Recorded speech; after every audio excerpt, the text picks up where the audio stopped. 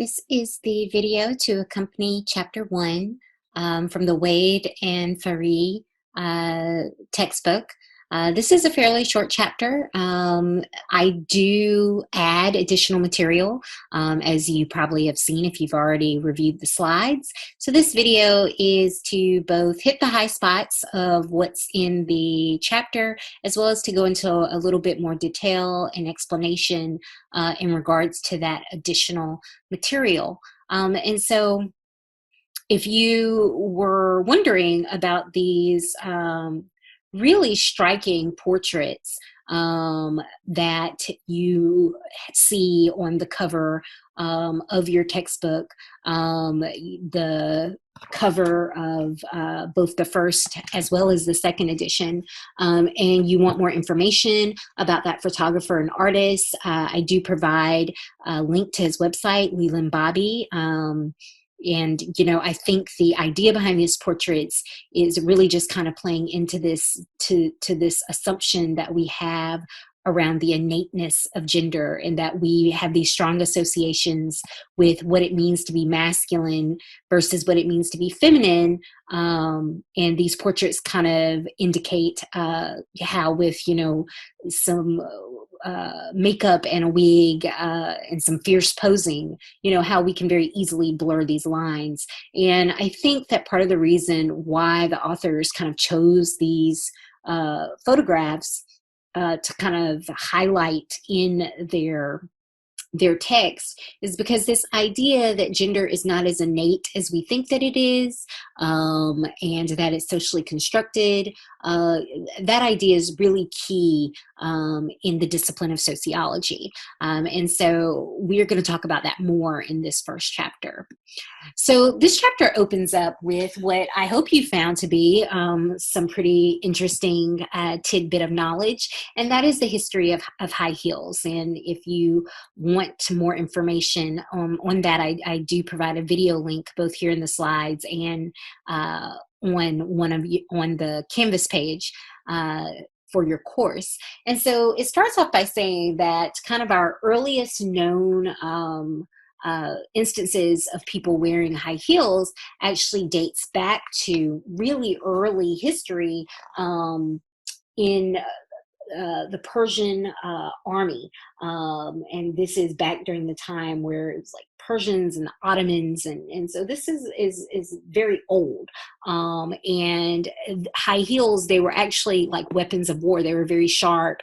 The army wore them on horses, made it easy for them to kind of like gouge out the eyes of their opponents. And so when Europeans noticed this, they began to wear high heels in their daily lives. And that's because they kind of linked this to like masculinity and power. You know, high heels were these weapons of war, and even though they were no longer wearing them for military reasons, it was nevertheless a very high status masculine footwear item.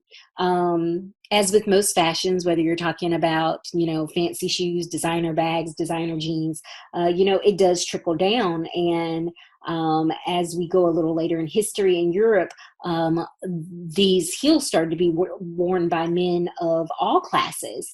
And, you know, and part of it is during this time where public health concerns were not as well addressed, the streets in these crowded cities could be really disgusting.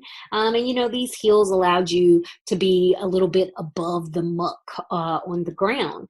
And around this time, this is the 1630s, you know, masculine fashions are becoming in for ladies. And so they start wearing high heels as well. As a form of what your textbook says, masculine mimicry. And so this continues, and, you know, we know people like, you know, King Louis, you know, your book mentions that in his court, no one was allowed to have heels higher than him, and the masses persisted in wearing them. And it wasn't until we reached the Enlightenment era and that shift to logic and reason that these heels kind of started to be seen as silly and frivolous, and it was intelligence that bestowed superiority on aristocrats, not their heel height, and not to mention, like, these shoes are super impractical. Ask any woman like myself that still wears them today. So during the Age of Enlightenment, for the most part, these shoes fell out of fashion for men.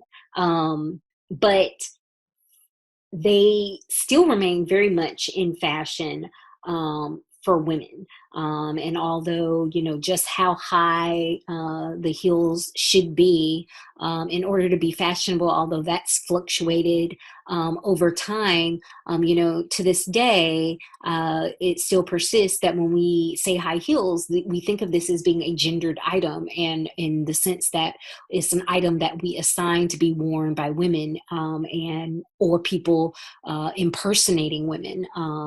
It and it's interesting in light of the fact that, this early history, it was the opposite. It was a gendered item, but it was an item associated with men. And so your textbook opens with that story because it introduces the sociological definition of the term distinction. And basically, this is just a way of saying that groups seek to distinguish themselves from one another. And there are all types of distinctions that we make, class distinctions, race distinctions. Obviously, in this class, we're going to focus on gender distinctions. We distinguish people based on, like, their level of taste. Do you like highbrow taste? Do you go to Broadways and ballet, and do you like classical music, or what we consider to be lowbrow? Certain forms of comedy and pop music and videos on YouTube, right? But the idea is that groups seek to distinguish themselves from one another.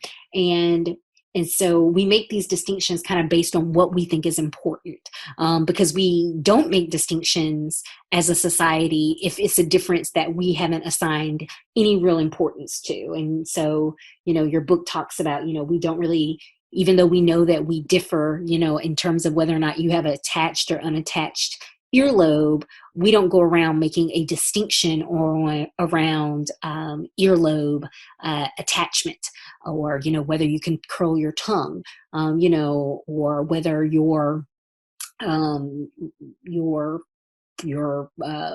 pointer finger is longer than your middle finger. I'm trying to think off the top of my head of some of the differences that we know exist between us in terms of our physiology, but we really haven't built around this cultural discussion around these differences, in the sense that we haven't used them to base groups around. But for some characteristics, skin color being one, we have, as a society, made the decision to say, oh, we think that these differences are significant, and we distinguish one another on the basis of it. So in this sense, your book says, this concept of gender, it exists because we want to distinguish people in this particular way, that we think it's important to know, who are the men in our society, who are the women, are they acting sufficiently masculine or feminine, and this has been how we have classified ourselves and distinguished one another, for centuries. But one thing that this course, beginning with this first chapter, is going to try to pick apart is exactly, why do we do that? What is the motivation behind that? And so in order to pick that apart, we have to really grasp the distinction between three terms that sometimes people can conflate with one another, meaning they use them interchangeably as if they're synonyms or almost the same thing. And that's not, in fact, true. All of these terms have very precise and actual meanings, and they are not synonymous with one another. And so we're going to talk about gender and sex and sexual orientation. And I give you a little helpful depiction there of a guy that is meant to kind of help you kind of start thinking about how do you break these terms down into something distinct. And so we're going to begin with what oftentimes people think is the most straightforward of the terms, and that is sex, or what is sometimes called biological sex. Sex is not the same thing as gender, and hopefully this will become more clear when we discuss what gender is. But sex is frequently treated as a binary, right? We say, you are born male or female, or male-bodied or female-bodied. You're XX, you're XY. So we speak about this in terms of, your sex chromosomes, your sex hormones, and your sex organs. And although we treat this like it is a perfect binary, it is in fact not. People can vary away from that binary along all three of those characteristics I just said. So they can have, sex organs that don't represent that perfect binary. They could potentially have some aspects of both sex organs. They can have, sexual hormones. And what I mean by that is that oftentimes we associate, of course, women with having a higher percentage of estrogen than men, especially post-puberty, and men having a higher ratio of testosterone than women post-puberty. But in reality, of course, men and women as individuals have both, and there can even be some overlap in the sense that a man could possibly be low testosterone, and a woman can be high testosterone and have more testosterone than a man. So if you were looking at this, if you were looking at her sex hormones mapped out, she would present as what we would expect to see in a man.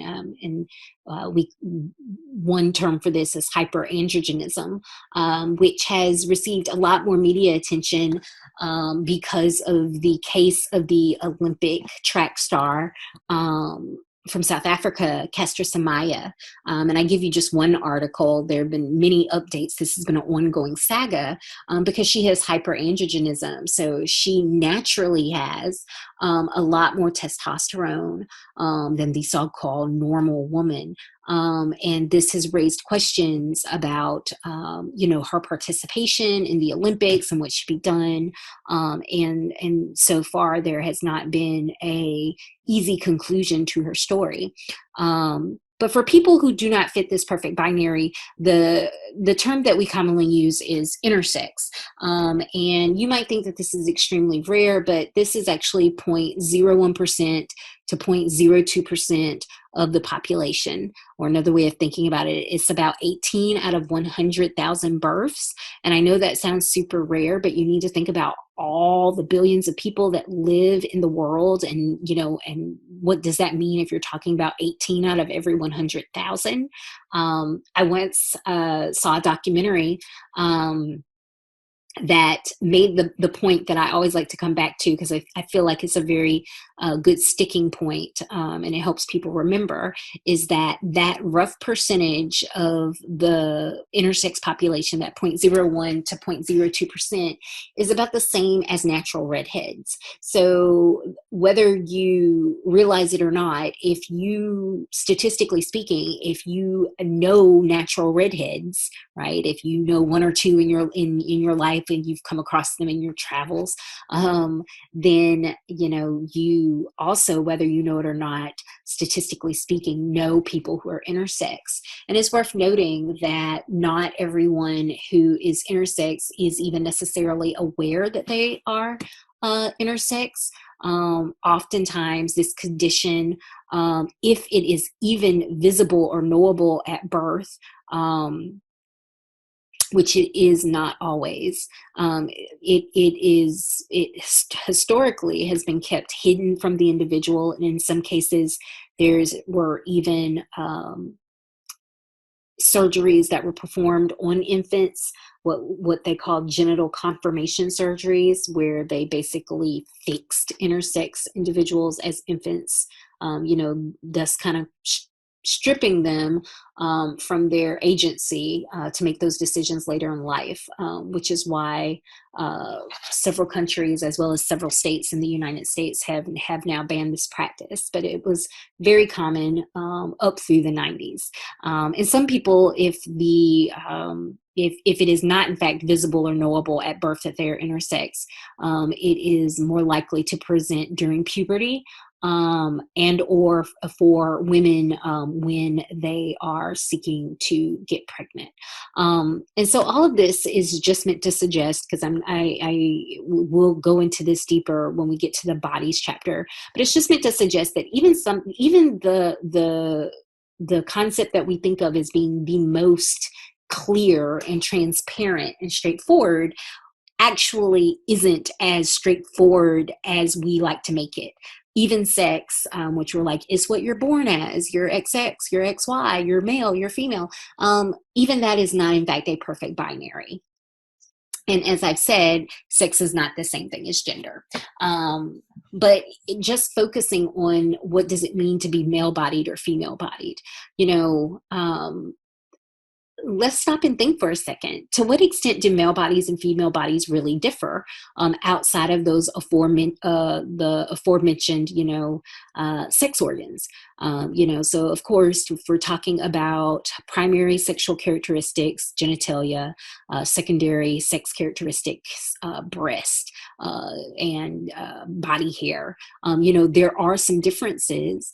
But are men and women's bodies as dramatically different as we maybe think that they are? So yes, in general, men are hairier than women, but let's be honest, women, if we did not shave and wax and nair and electrolysis, we are in fact hairier than what we let on.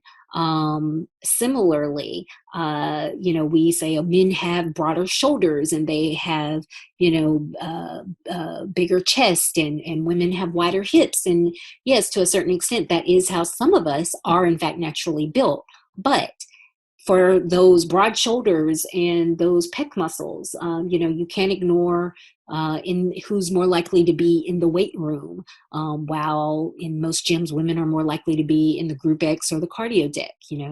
Who is more likely to be buying those massive jugs of like protein and creatine to build muscle.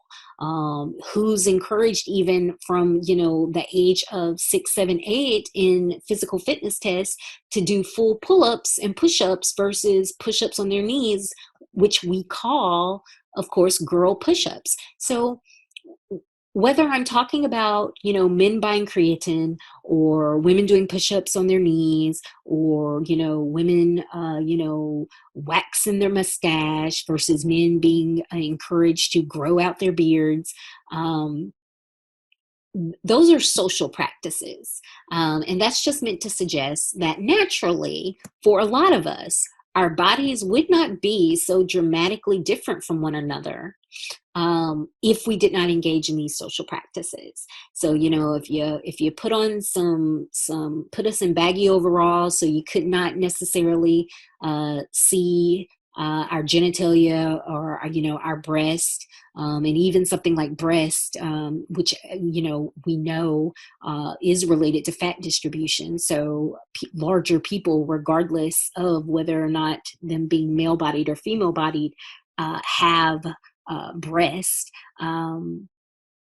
But if we had on these baggy overalls, right? If our genitalia was more or less covered up, but we weren't engaging in these social practices, women weren't wearing makeup, they weren't doing the hair removal, men weren't cutting their hair short or growing it out long. We all, either starved ourselves into extreme slimness or gorged ourselves into largeness. It raises the question, would you be able to tell from, 50 feet away, 20 feet away, oh yes, that is a male-bodied person, that is a female-bodied person? We act like that these things are as straightforward as these kind of t-shirts, these funny t-shirts make it seem. But that's just not true for humans. And that's because when it comes to sexual dimorphism, the physical difference between the sexes, humans exhibit a fairly low level of sexual dimorphism. There are other animals that have much more stark differences between their male-bodied and female-bodied creatures. And I give you just three examples right there. Whether you're talking about the differences between lions and lionesses, whether you're talking about the difference between peacocks and peahens, or whether or not you're talking about, elephant seals. In terms of size, in terms of plumage, in terms of mane, there are a lot of animals that have high sexual dimorphism. So it isn't that they engage in social practices, right? It's not like the female lion is out there shaving off her mane, once a week. They are innately just much more different. And that's just not the case with human male-bodied and female-bodied individuals. And even something like height, which tends to be one of the more stronger physical differences in terms of correlation with gender. Even something like height. It's worth noting, right, that although within a given society, on average, men are taller by several inches than their female counterparts, this difference between men and women becomes a lot more dicey when you start comparing cross-nationally, because the average height of women in Iceland and Netherlands, for instance, 5'6", 5'7", is several inches taller. Let me go back to make my point. Several inches taller than the average height of men in India or China. And so even height is the type of physical difference that is not necessarily as related to sex as we might think it is. But what is clear is that in a lot of societies, there is this very strong gendered expectation that men are supposed to be taller than women, because we associate height with power and dominance and strength. And we see this by the fact that for a lot of men and women, men marry women shorter than themselves. Women marry men taller than themselves when we're talking about heterosexual couples. But it's worth noting that there is that overlap. And that's fine. But it's society that is sometimes uncomfortable with that overlap, that's uncomfortable with that reversal, and which suggests this is more than just about, there being a physiological difference that we expect from the sexes, that there is some type of cultural meaning attached to the fact that we expect men to be tall and women to be shorter. A good example from this, and I'm probably dating myself here because I'm sure a lot of you were not alive, when Princess Di and Prince Charles were married. But in reality, and you see this picture there, and that might not be the best picture to make this point, but if you look, it's like, okay, they're the same height. And in reality, the actual kind of argument is that she was an inch or so taller. She was a tall woman. It's not that he wasn't tall, it's just she was taller.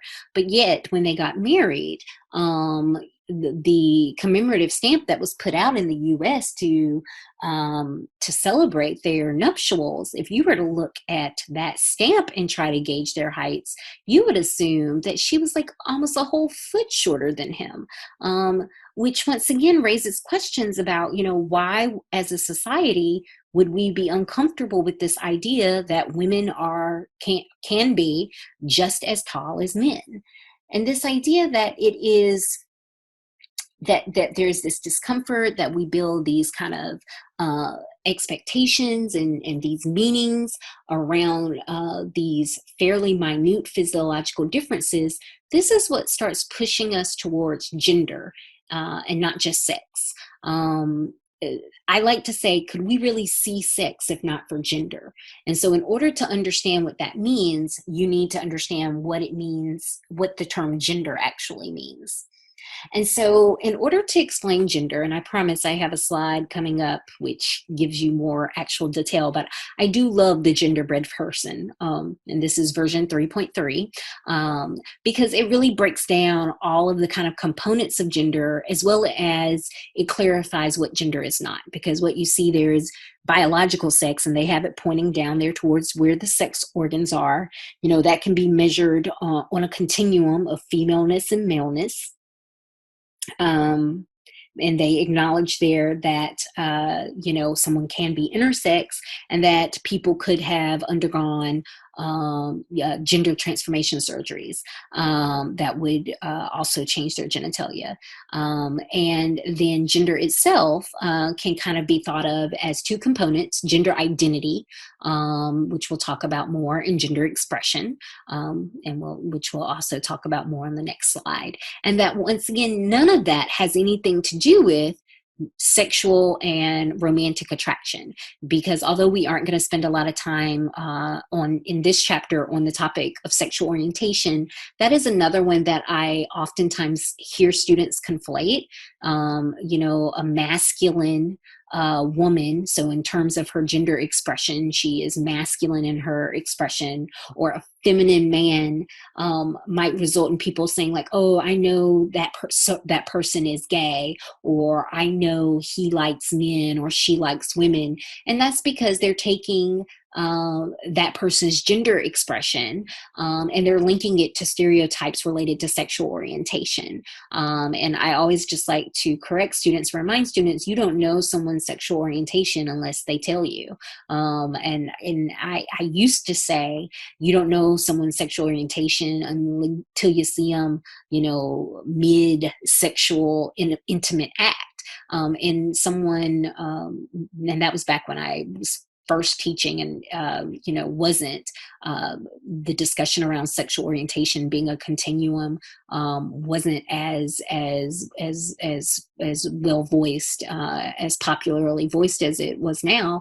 But then I started thinking about, well, I know that's not even true, because if you saw someone in the act and they were with a person of maybe the same gender, you might be like, oh, that person is homosexual. But in reality, maybe they're bisexual, and you're just catching them on, on a particular day or in a particular moment. So, you don't know anyone's sexual orientation unless you ask. You probably shouldn't go around asking unless you're interested in dating or hooking up with that person. But you certainly don't know someone's sexual orientation just because you are observing their gender expression. So let's talk a little bit more about this term gender. So this is gender. This is the socially constructed categories that we associate with, the biological physical sex. So we start off with these biological categories, female and male, but then we build around these categories expectations for how we think males and females should behave, how we feel like they should look, how we feel like they should act, what roles they should play in society. And that's what gender is. It is the social constructed narrative around physical sex. And so for gender identity, we have a different set of terms, right? So these are identity terms. So male, female are sex terms. For gender, most commonly we've used man and woman. In recent years, as we have acknowledged our transgender population, we have started using the term cisgender man, cisgender woman, and that's just acknowledging that your gender identity aligns with the sex that you were assigned at birth. So on my birth certificate, it says female, and I do identify as a woman, so I'm a cisgender woman. Now, if I did not, and I identify as a man, even though I was assigned female at birth, then I would be a transgender man.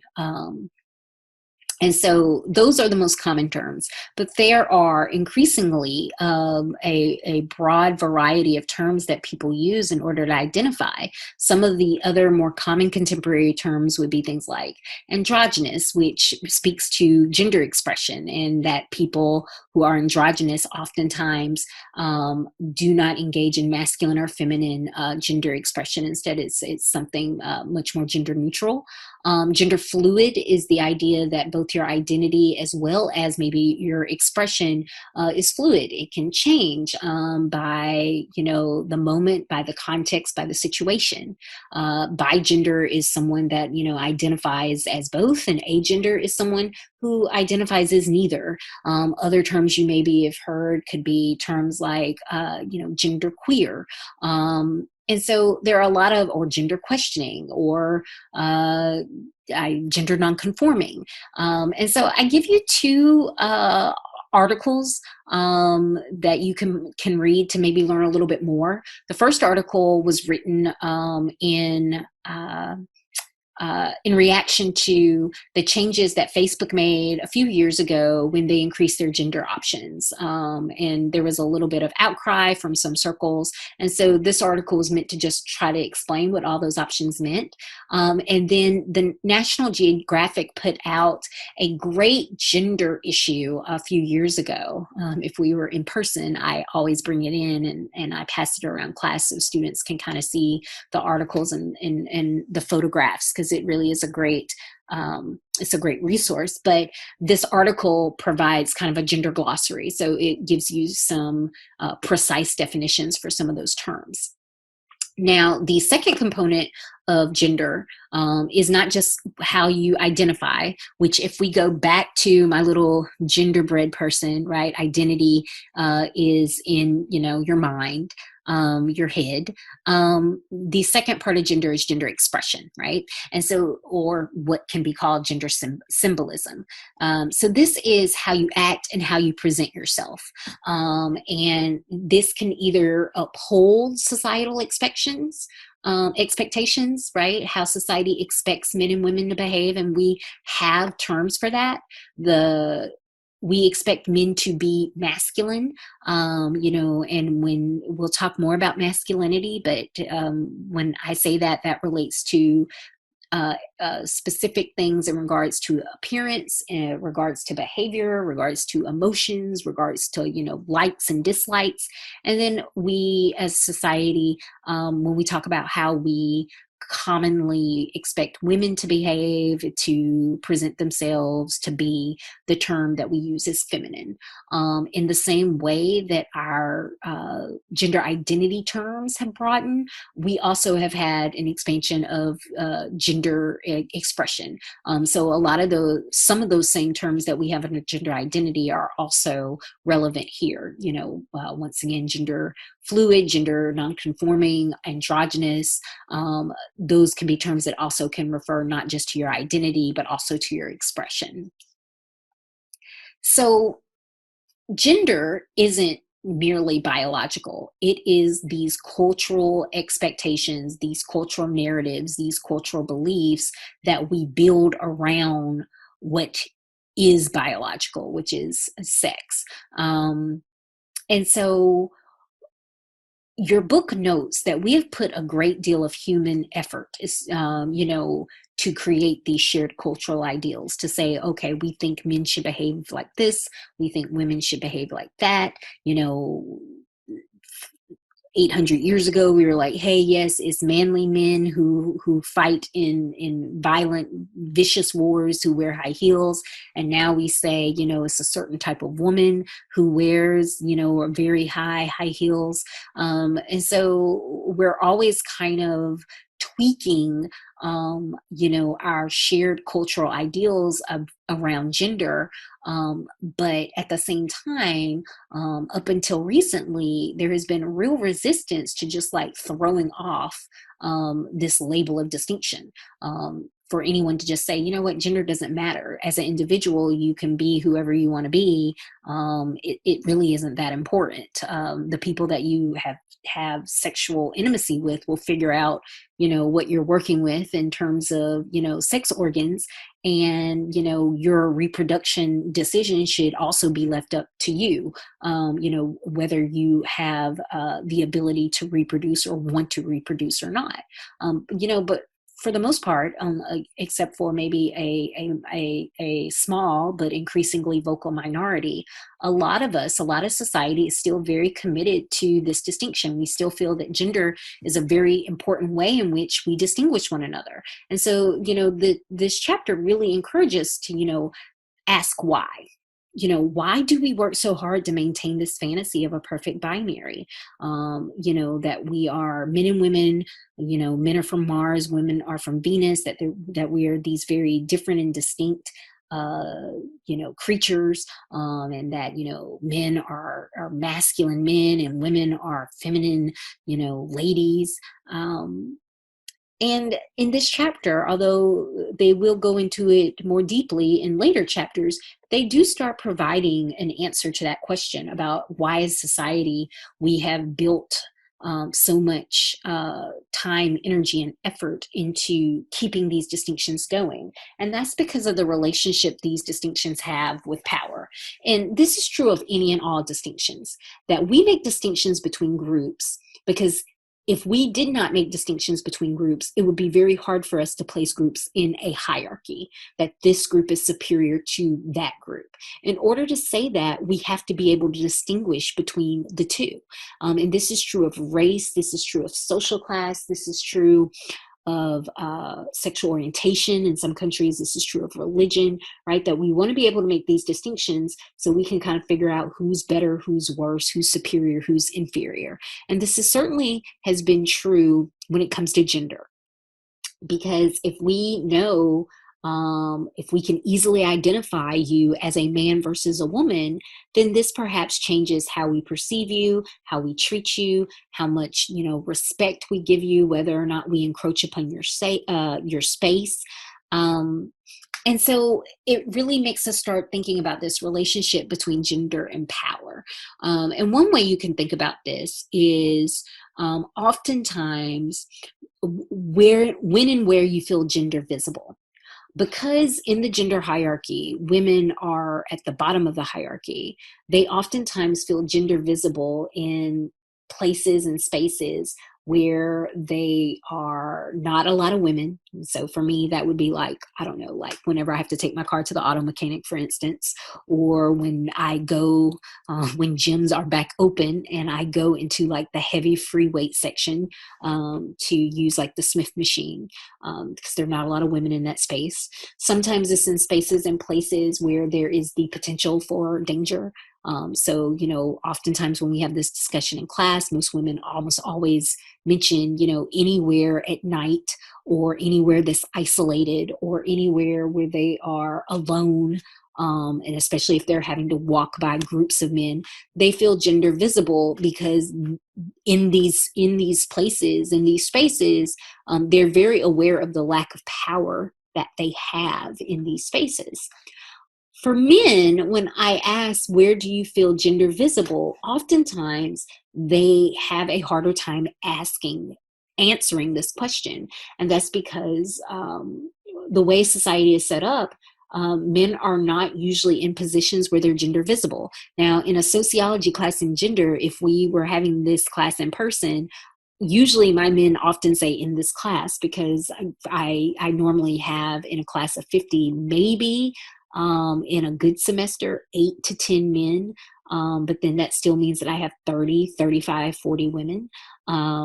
But in a lot of spaces, men are usually not necessarily the minority. In spaces where they would be the minority, because those spaces are associated with femininity, a lot of men don't put themselves in those spaces, right? So you don't necessarily, they aren't in nail salons, or, they aren't necessarily, in fancy, shopping boutiques. And when they are in those places, what's oftentimes very interesting is even though they might feel gender visible, do you think they still feel that same sense of being disempowered or possibly endangered or possibly scared?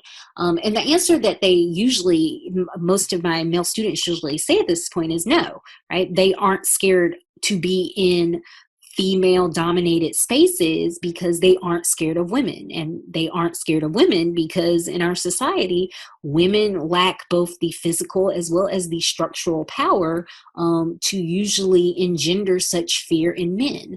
And so this introduces a concept that Michael Kimmel, who is a sociologist of masculinity, and I've used his textbook in the past, so you'll hear me reference some of his ideas and concepts throughout this semester. He has this term, the privilege of invisibility. People who are in power on the basis of their race, their gender, their social class, they have the privilege of being invisible in the sense of they are not defined by that characteristic. They aren't defined by that distinction. Obviously, they're not actually invisible. This isn't like a John Cena, you can't see me type of situation going on. We see them, we see that they are men, but because they are men in a patriarchal society, they aren't usually defined by their manness, meaning that it doesn't become the characteristic that people judge and evaluate them on.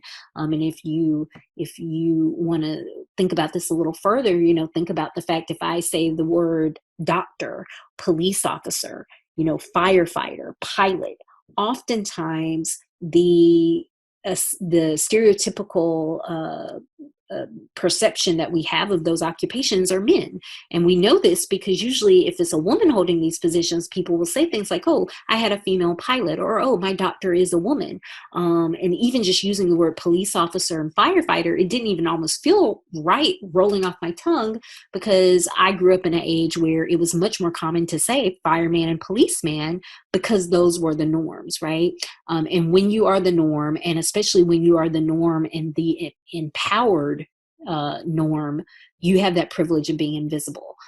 You do not have to be defined by this characteristic. You get to be an individual. You aren't just this distinguishing characteristic. Now, if you want to imagine a world that's the opposite, I invite you to check out this short, I think it's like 11 to 12 minutes, French film called The Oppressed Majority. It is in French. It does have subtitles. I normally show this in my class because it really flips this whole thing on its head, right? It imagines a society where women are now in the societal position of power. So they get to enjoy the privilege of being invisible. They get to do things like catcall, with disregard and as to whether or not they're making men feel uncomfortable. They get to pee in public and with disregard, that someone could possibly see their genitalia. They get to make decisions for their husband and for their household without having to check in with their spouse or their partner. And so, especially if you're struggling to kind of wrap your head around what I'm saying when I'm talking about gender visibility and the privilege of being invisible, I do strongly encourage you to just check out that 12-minute film. If you want an even longer film, and it's by the same director from the short film, she later expanded upon her idea and turned it more comedic. I think that was to get money to produce it. But she turned it into a full-length film called I Am Not an Easy Man. Last I checked, it was on Netflix. But I give you a YouTube trailer, and you can kind of see that it's still a very similar idea, but it has a more comedic take on it. So I'm going to end with a quote from the book. Now, this quote is from the first edition. There is very similar wording at the end of, the second edition, which is the book I assigned, but I much prefer this quote, which is why I have it here. So just consider this and, really, come back to this quote as we're moving throughout the textbook this semester. It will kind of remind you of like what the author's argument, what the author's main point is, that they're trying to make here about gender, the social construction of gender. So this quote says, "Difference is necessary for hierarchy. We can't think more highly of one type of person than another unless we have at least two types. Distinction then must be maintained if we are going to value certain types of people more than others. Wealth and power continue to be hoarded and monopolized. These inequalities are justified, made to seem normal and natural, by producing differences that make group membership seem meaningful and inequality inevitable or right. And these categories aren't all bad. They give us a sense of belonging and bring joy and pleasure into our lives, but they also serve as classifications by which we can unevenly distribute power and privilege." And so I really like to end there on chapter 1, because I'm not trying to make anyone feel bad about, wanting to be a real man or enjoying being a woman. I don't think most of you would know me for my time at CSUB, but at least in terms of gender expression, I am extremely feminine. I am always in heels. I'm almost always in dresses. I pretty much always wear makeup. I enjoy that. As she says, it brings me joy and pleasure. But I have to acknowledge that also femininity, right? And the perceptions that people have of women, and feminine women maybe in particular, that those perceptions do introduce inequities into my life. Those perceptions do introduce violence. I have been catcalled. I have been sexually assaulted. I have been disrespected in a variety of spaces, including my classroom, usually by male students who do not respect the fact that I have authority in this space, due to my position and role. And that is what I really like to emphasize, right? That no one is pushing us towards that world that I mentioned, where we're all androgynous, wearing baggy, suits, and we're all gender free, gender neutral. But we do have to be aware of the ways in which, by living and contributing to a gendered society, the ways in which we are perpetuating inequities. And that is what a lot of this course is going to be about. So that is it for chapter 1.